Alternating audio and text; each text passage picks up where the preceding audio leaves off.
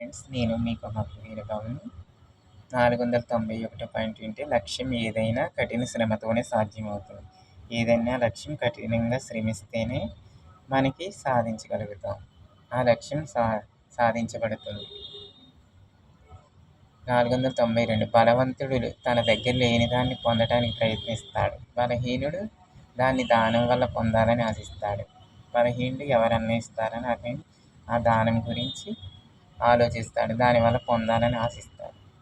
493 మిత్రులను సంపాదిస్తే అన్నీ సంపాదించవచ్చు. మిత్రుల మనకు అన్ని దారులు చూపెడతారు. మనకి ఈ దారి లేనప్పుడు, మోసుకుపోయినప్పుడు.